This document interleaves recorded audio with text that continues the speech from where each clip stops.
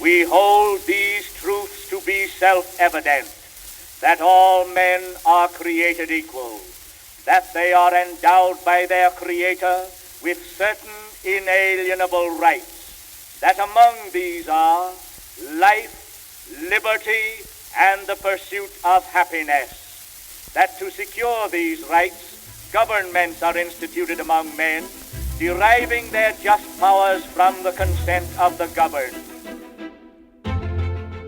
Hi, I'm Katie Dunn Tenpas, a visiting fellow in governance studies at the Brookings Institution and director of the Initiative on Improving Interbranch Relations and Government.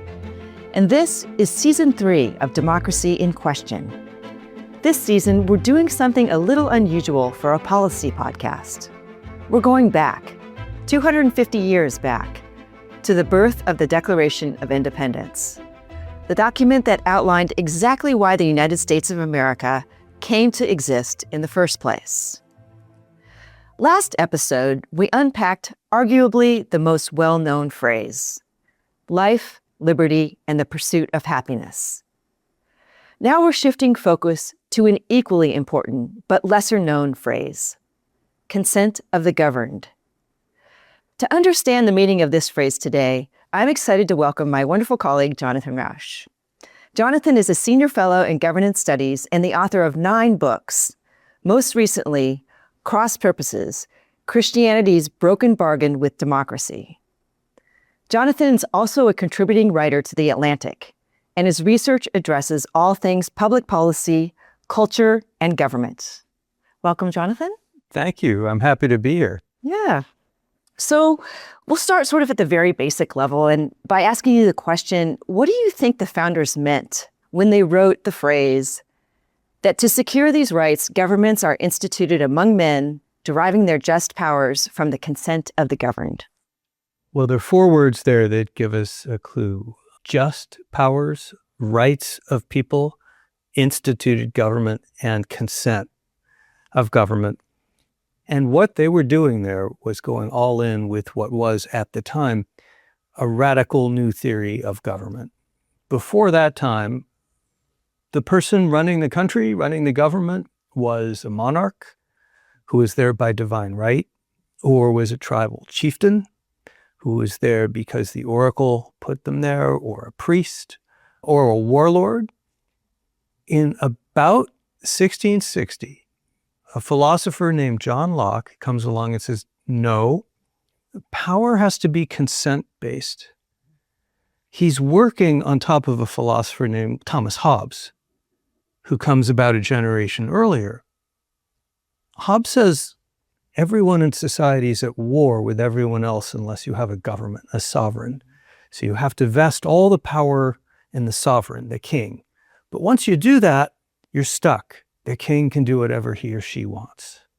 Locke comes along and says, you do need to have power vested in the government, but it has to be consent-based. And if the government violates the people's rights, the people can take the consent back.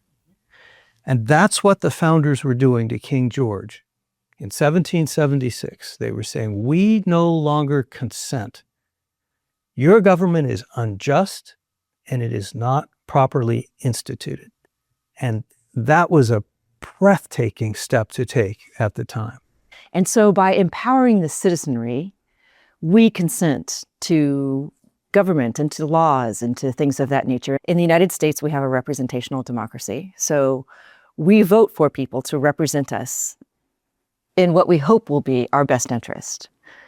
But how does that connection work between voting and consent of the government, especially in 1776 when the voting franchise was really only extended to white male property owners? Well, that's a big question. So if you'll permit, I'll give a big answer. I'll go back right to the beginning.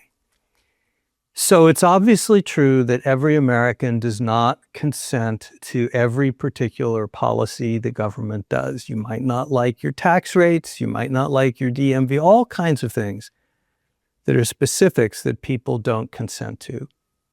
So what are they consenting to? Well, the first, of course, is the Constitution, which says you're going to have a voice through elections, and so will other people. and we'll all agree to be governed as a result of that. And that's a pretty strikingly fresh and important proposition. But there's an even deeper layer of consent, which a lot of people miss, which I think is super important and interesting. And it goes back to Locke. Locke's theory of government is what's called the social contract theory. He says, we're all born into a society, and implicit in that society is that we make a contract with each other to obey each other's rights and God-given prerogatives. And that's a deal that I make with you and you make with me, and we both appoint a steward, a government, to help us with that, to make sure that these rights are enforced. But at bottom, what it's saying is not that we're making a social compact with the government above us. We're consenting to a common society in which we agree to respect each other's rights. It's consensual and it's mutual. And at the lowest level, the most fundamental level, that's what the founders meant by consent. And so at the time, or at least in John Locke's approach to this, the idea was that in order to kind of prosper and progress, we need a government. And so we will all agree to enter into this sort of compact with one another. Can you talk about maybe how that's changed over time? Because right now it sounds very idealistic.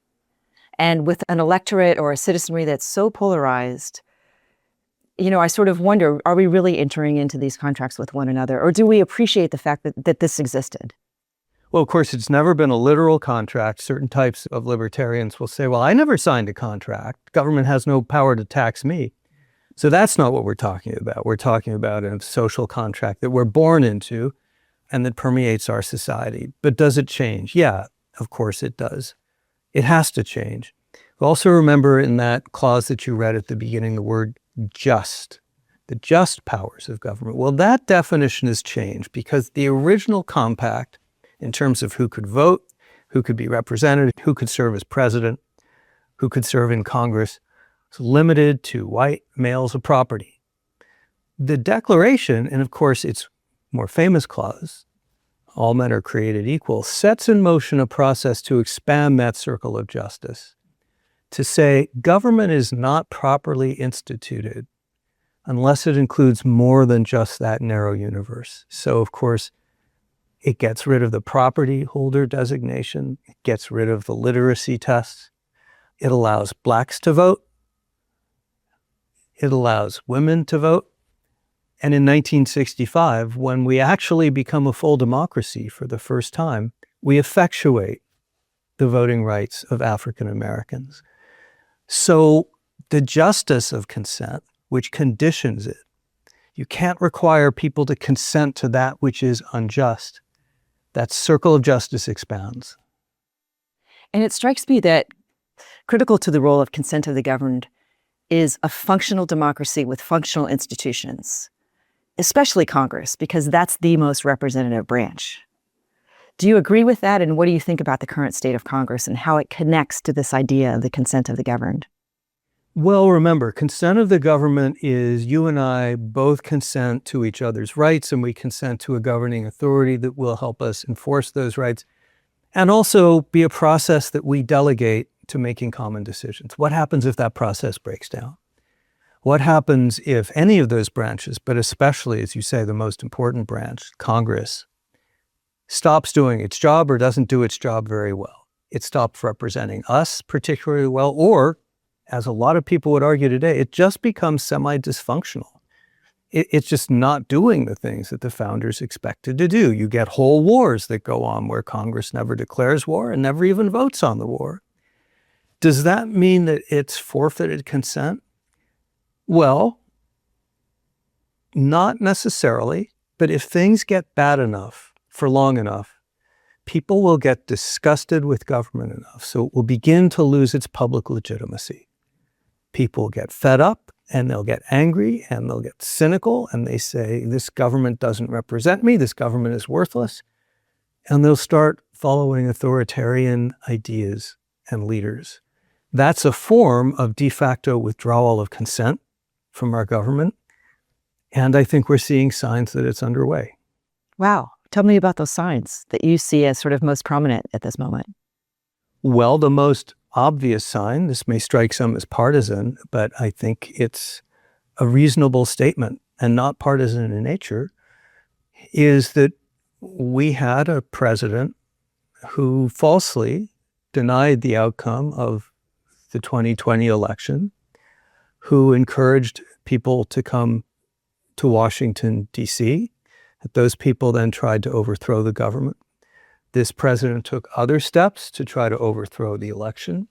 He failed, but then was reelected 4 years later, pardoned all the people who had engaged in the insurrection, and then engaged in a series of policies that looked increasingly authoritarian over the course of his time in office. Now, John Locke would say, not necessarily where we are right now, but if a government gets undemocratic enough or authoritarian enough, or if it violates people's rights enough, then at some point it loses its legitimacy. And a lot of Americans seem to be concluding that. And we're not all the way there yet. I'm not saying it's all over, and I'm not blaming this on any one individual. But everything we know shows that for years now, people's trust in government, specifically the federal government, has been in decline. It started in the late 70s, early 80s. It's been going on ever since. The younger people are today, the less legitimacy they think the government has, the more cynical and angry they are. So this is a rolling, building process of people withdrawing their sense of legitimacy from the government. And at some point, as that continues, it becomes a crisis. And can you cite a specific policy where you think that the government has truly lost the consent of the governed? Well, you know, people don't vote on specific policies. As you said earlier, they vote on representation at the federal level. But you can certainly point to policies where the system has failed to reflect a pretty solid public consensus, where the public, if you ask in polls or even people on the street or in focus groups, a solid majority agree on a policy, and yet government isn't providing it. And I think a good example of that, and a deeply vexing example of that right at the moment, is immigration, where in the first 2 decades of this century, maybe not so much right at the moment, there was a pretty broad consensus in the public on comprehensive immigration reform. People believed that you should, 1, control the borders, 2, either continue or expand legal immigration, not illegal. Number 3, allow a path to citizenship for people who've been here illegally for many years. And number 4, demand accountability from employers who hire people illegally. There were 2 attempts, one in 2007, another in 2013, to put together reform packages like that. They got bipartisan consensus in the Senate, but they were stopped cold by objectors in the House, smaller unrepresented groups. And there was another attempt at a deal in 2024, a smaller deal, but it was a deal that reflected consensus, and that was kiboshed by none other than candidate Donald Trump. And immigration, of course, has become a flashpoint issue for the country. And that's not just because of immigration itself, but it's also, and rightly, because so many Americans are so frustrated that the process just cannot give them what they want. And do you see any way out of this? So what would restoring belief in this contract and consent of the governed, what could it look like? And how could we get on a path towards improving our current situation? Gee, why don't you ask a hard question? So there are tons of things that people talk about. Brookings lives and dies every day producing idea after idea for reforms to realign government with the consent of the governed and to try to make our institutions of government function better. And they have to do with everything like reform of political primaries, which have become playthings of extremists. And we've made arguments about, for example, political money, all kinds of things, multiple levels of government. But if you woke me up at 3 a.m. shook me awake and said, what one reform would really make a difference, really move us from the wrong path to a better path? It would be making Congress functional again. There is only one institution in American life that is capable of bringing together the representatives of every region, of every demographic, of every interest, and every ideology, and saying, you guys have to agree on stuff. You don't all have to agree on everything, but you need to forge enough of a consensus every year on issues so that our country, we may not believe alike, but we can act together. No one else can do that. The president can't do it. The courts can't do it. States, local governments can't do it. So consent of the governed relies very heavily on having a Congress that's functional. And Madison and the founders knew that. That's why Congress is Article 1. There are tons of ideas for making Congress work better. Some of them have already been enacted. There was a bipartisan commission that recommended, I think, 150 or so reforms, and I think about half of them have been done. There are a lot more ideas. We can get into them if you want. There's a lot of desire for members of Congress who are as unhappy with the situation as anybody else for making Congress more functional, and I think that's where I would focus first. Uh-huh. And do you think the executive overreach that we've seen over the past several years is a function of congressional dysfunction? So in a sense, it creates a void for a president to overreach? I'm tempted to say, is that a trick question? The answer is yes. The imperial presidency is nothing new. It was a phenomenon that was named by, I think, Arthur Schlesinger Jr. under Nixon. It's gathered steam, though, tremendously in this century. Donald Trump has driven it to what's almost its logical conclusion, but it's not original to Trump.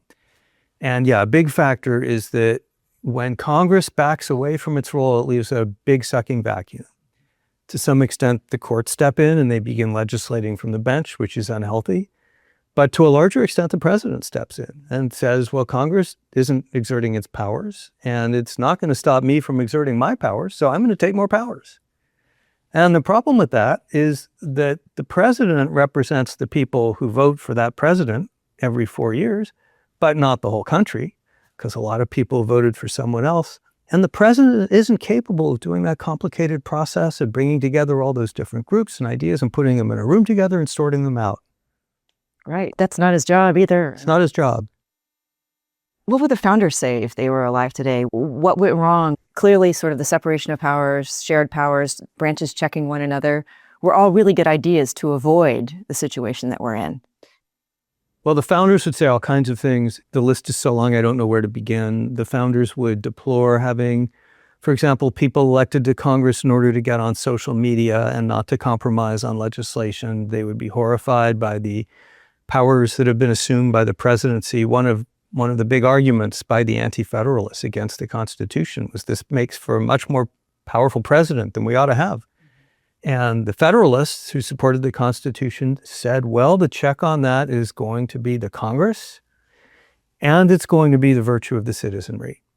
And I think that latter one is the biggest place where they might be surprised and disappointed. All the founders told us, Adams, Washington, Madison, they all said, no constitution is sufficient to govern the country unless there's what they call virtue in the citizenry.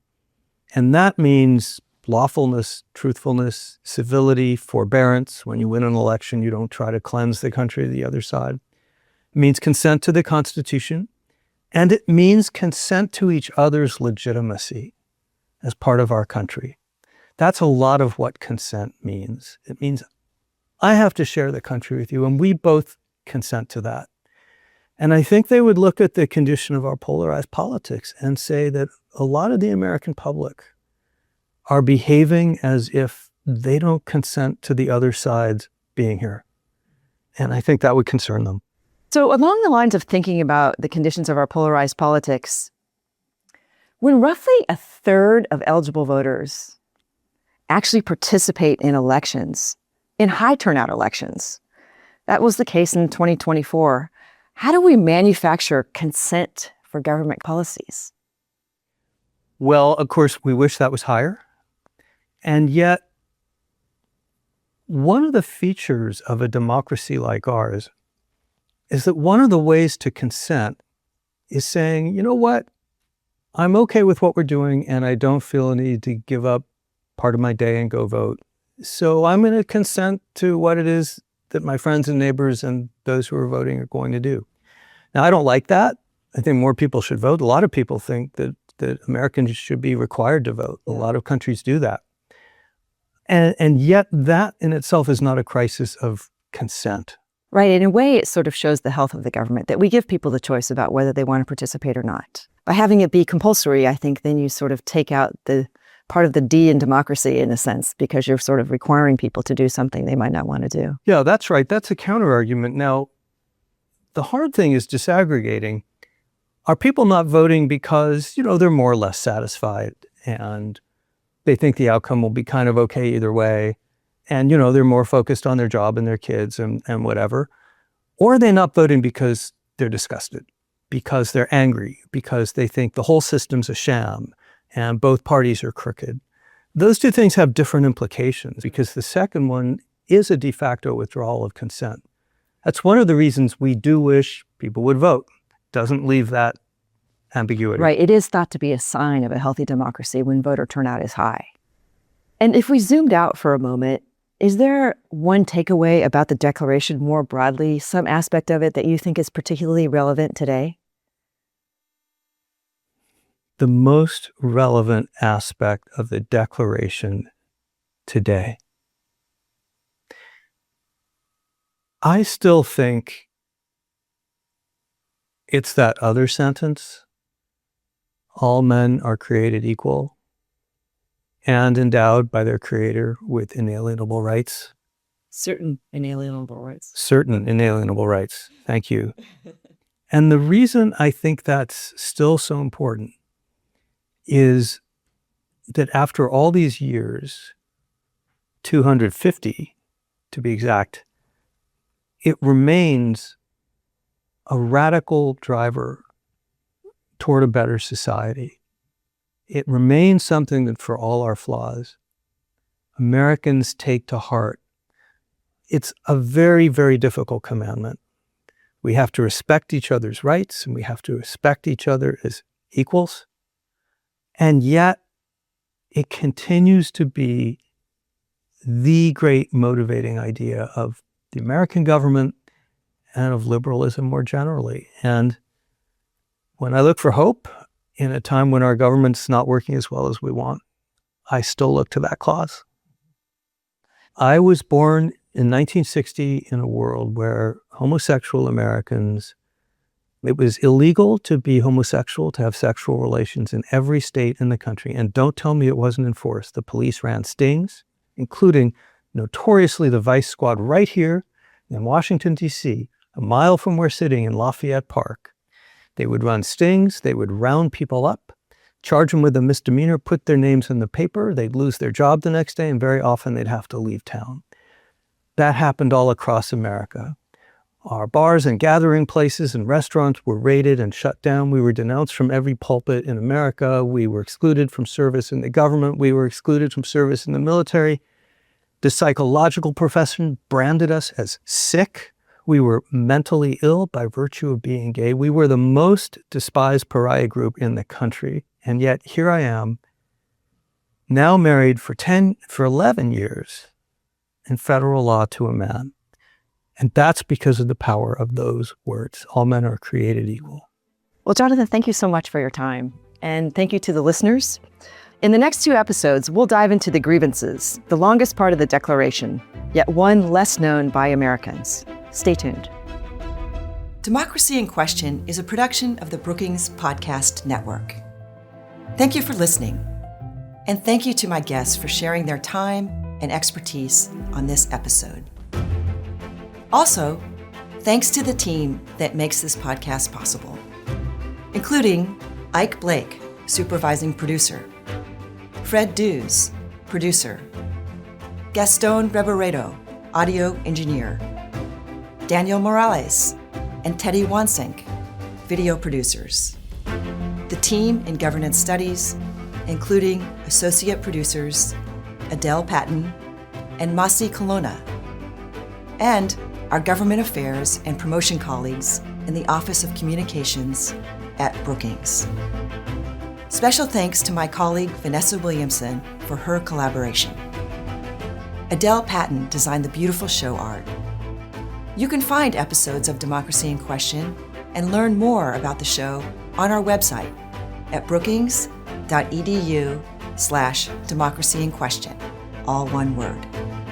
I'm Katie Dunn Tenpas. Thank you for listening.